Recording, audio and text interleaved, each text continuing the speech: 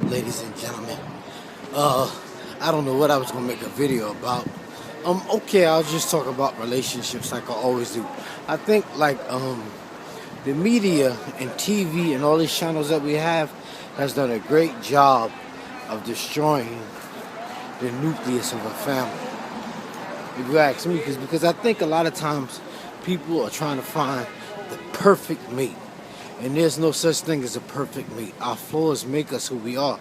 Like I was telling you before, when somebody was making fun of my chipped tooth. Well, actually, it's not chipped. It's just bent.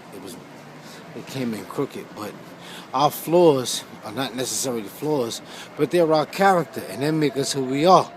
And I think a lot of times people say, like I always say, people go into a relationship, and then once everything looks good from the outside, but once they get to know that person, they realize that wasn't the person that they were looking for. But nobody's going to have everything you want in a mate. TV makes it seem like that. The movies make it seem like that. It makes you always think that love can overcome anything. But like I always tell people, love starts in your brain. Everything starts in your brain. Because if you didn't have a brain, you wouldn't be able to think and transmit knowledge. Everything starts in your head. Love starts in your head.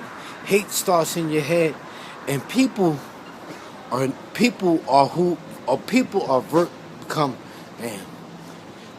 virtue of who they hang around.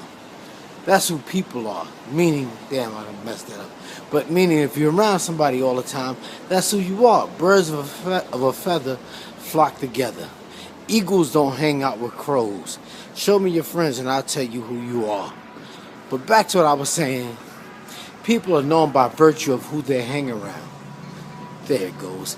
Whoever you hang around a lot, that's who you are. Show me your friends and I'll tell you who you are.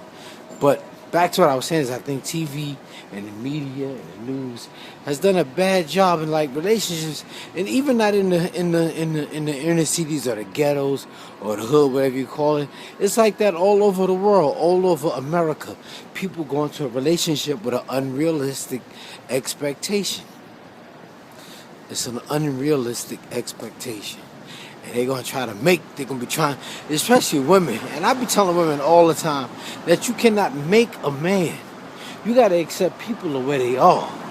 You can't go into a relationship and say, I like this about him, and I like that about him, but I don't like this. But guys do it too, but guys are more assertive. And that's why I think a lot of times, guys become abusive in a relationship. You don't need to be abusive in a relationship. Like a friend always told me, he said, once a man puts his hands on a woman, then he's losing. You mean, because you should be able to think on a different level. I'm not saying you smarter than a man. I mean, not saying a man is smarter than a woman. But you should be able to think differently. And all that arguing stuff, man, I don't argue with women. I can't be in a relationship where I'm arguing with somebody. It's got to be my way or the highway. You know what I'm saying? But let me get out of here. I think I just thought I'd say that. Like I said before, you got to accept people where they are. You can't change grown people. Grown people don't change.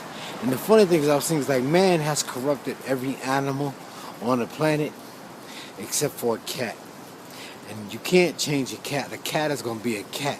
And that's how it is with a human, with a grown person. When you go into a relationship, you got to treat them just like a cat. You got to leave them and let them be. Accept them the way they are. All right, y'all, I'm out of here. Remember that. Accept people for what they are and leave it at that.